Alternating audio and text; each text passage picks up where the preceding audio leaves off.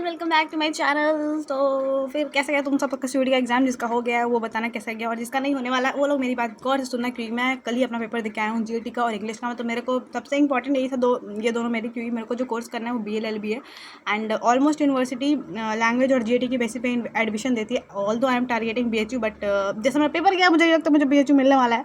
मतलब ऐसा नहीं है कि नहीं मिल सकता है, एकदम पॉसिबिलिटी नहीं है। अगर मेरी किस्मत थोड़ी अच्छी हुई और मैंने जो तुक्के मारे हैं वो अगर सही बैठ गया तो फिर मेरे को BHU मिल जाएगा। बट आई देखते क्या होगा। थोड़ा यार मार्क्स बताऊंगा तुम लोगों को अपने बाद में। पहले सुनो कि तुमको पढ़ना कैसे है। अगर तुम्हारा पेपर 30 को है और अभी 8 दिन बचे हैं, 7 दिन बचे हैं, अगर तुमने कुछ भी नहीं पढ़ा है तो मैं अपने पर्सनल एक्सपीरियंस से बताऊंगा कि तुमको क्या पढ़ना है क्या नहीं पढ़ना है। क्योंकि मैंने भी बहुत ज़्यादा पढ़ाई नहीं की थी, मैंने लास्ट में कुछ पढ़ा है एंड उसके बेसिस पे मेरा पेपर बहुत अच्छा गया है। मतलब मेरा GAT तो मैंने फोड़ दिया यार। मतलब GAT मैंने सोचा नहीं इतना अच्छा जाएगा। मैंने इंग्लिश सोचा था मैं इंग्लिश अच्छा जाएगा, बट इंग्लिश में वो क्या यार, मैंने जो पढ़ा था ना वो बस इंग्लिश था। स्टार्टिंग से मैंने इंग्लिश पढ़ी और मैंने इंग्लिश एक्सपेक्टेशन के हिसाब से अच्छा नहीं गया। I am not satisfied with that. तो हाँ, थोड़ा इंग्लिश में ऊपर नीचे हो गया है, बाकी इंग्लिश में मेरा अच्छा गया है, ऐसा ख़राब नहीं गया है। बस 2-3 वो क्या मुझे आते हैं ना, तो फिर गेम चेंजिंग था वो, बट ठीक है कोई बात नहीं। सुनो, अगर तुमने GAT नहीं किया है, प्रोबेबिलिटी एक बार जरूर देखना। अगर तुमको 10th तक की प्रोबेबिलिटी आती है, बेसिक प्रोबेबिलिटी भी आती है तो अच्छी बात है, और नहीं आती तो प्लीज़ एक बार प्रोबेबिलिटी देखना, क्योंकि एक क्वेश्चन प्रोबेबिलिटी से जरूर आएगा, जरूर ही आएगा। मैं 3-4 लोगों से बात की, सबके पेपर में तो एक प्रोबेबिलिटी से क्वेश्चन जरूर था। सिटिंग अरेंजमेंट देखना, मेरे में सिटिंग अरेंजमेंट से 3 क्वेश्चन था एंड जस्ट बिकॉज मैंने सिटिंग अरेंजमेंट नहीं कर रखा था तो मेरे से एक हुआ और बाकी 2 नहीं हुआ। तो सिटिंग अरेंजमेंट देख लेना। मेरा तो किसमें बोलो शायद इतनी अच्छी थी कि मैं आर्ट्स बैकग्राउंड से हूँ और मेरे में जो है GK बहुत ज़्यादा आई थी। स्टैटिक GK आई थी तो मेरा बल्ले बल्ले हो गया। मैं ऐसे ऐसे कर रहा था कि वाह बच गया। तो करंट को देखने की जरूरत नहीं है। अगर तुमने करंट अभी तक नहीं किया तो करंट मत देखना, तुम बस स्टैटिक पढ़ के जाना। बेसिक स्टैटिक भी अगर तुमको पता है, you will going to rock, trust me. And reasoning मेरे में भी बहुत एडवांस नहीं आई थी। अगर तुम्हें थोड़ी बहुत मतलब सारे चैप्टर की नॉलेज है, जितनी भी चीज़ें ब्लड रिलेशन ये वो, अगर ऊपर से भी तुमने देख रखा है तुम कर लोगे।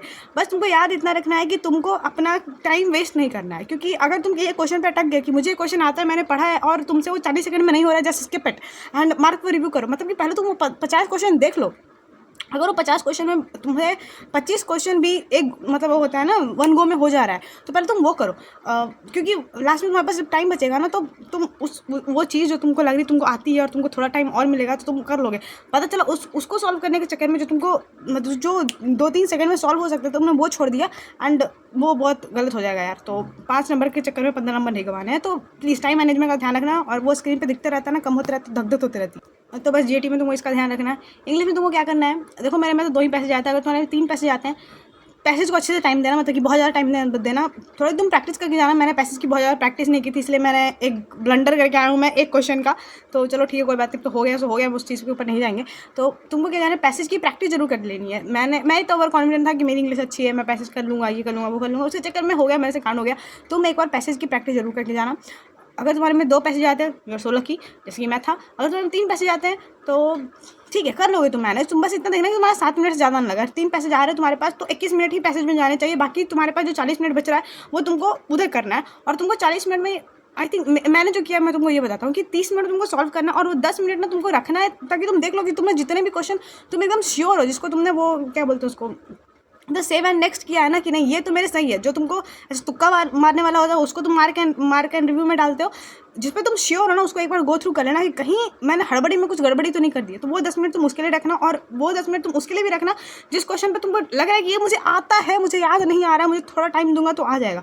ठीक है, तो उस चीज़ को ध्यान में रखना। और वोकैब भाई तुम कितना भी रट लो, क्योंकि मैंने वोकैब बहुत रटी थी, इतना वोकैब याद किया मैंने, इतना वोकैब याद किया, लेकिन एक वोकैब नहीं आया जहाँ से मैंने याद किया था। मतलब मैं तुमको अपने नोट्स दिखा सकता हूँ। लेट्स रुको एक मिनट, मैं अपने नोट्स दिखाता हूँ तुमको।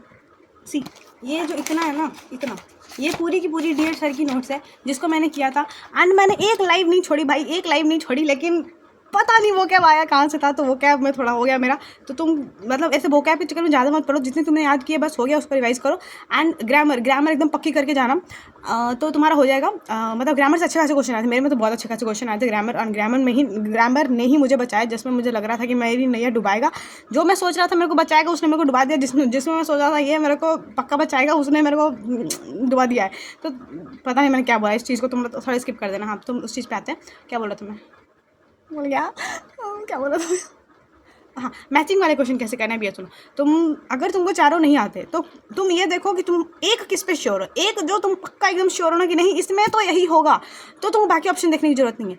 और तुम उसको सेलेक्ट करो डायरेक्ट एंड ख़त्म करो। अगर वो किसी और में नहीं भी है, जैसे कि मतलब ऐसे देखा जाओ तो मोस्टली क्या होता है ना कि जो ऑप्शन सही है ना उसमें ए का थर्ड अगर सही है तो फिर दूसरा एक और ऑप्शन होता है जिसमें ए का थर्ड ही सही होता है।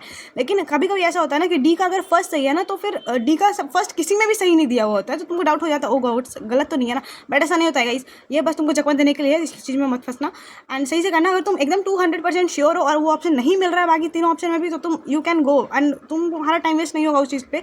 आई थिंक ये सबसे ज़्यादा तुम्हारा टाइम बचाएगा। बस कॉन्फिडेंस रखना खुद के ऊपर, ठीक है। एंड अगर तुमको नहीं आता है, तुमको वो चारों ही नहीं आ रहा है, तो फिर तुमको वो देखना है कि एक में ए का थर्ड किस तीन में है, मतलब वो ए जो है ना उसमें कौन कौन से वो चारों ऑप्शन में कौन सा वाला जो है वो बार बार रिपीट हो रहा है। जैसे ऐसा बहुत बार होता है, तुम इस चीज़ को यूज़ करके कर लोगे, मतलब कि तुम ऑप्शन के साथ खेल के देखना, तुम कर लोगे, ठीक है। सब कुछ तो बता दिया मैंने। पैसेज में थोड़ा ध्यान रखना, टाइम बचाना एंड जल्दी जल्दी करना, सब बता दिया यार। देखो मेरा पेपर तो ठीक ठाक हुआ है, होप तुम्हारा भी अच्छा हो। Bye bye, thank you for watching अगर तुमने देखा है तो।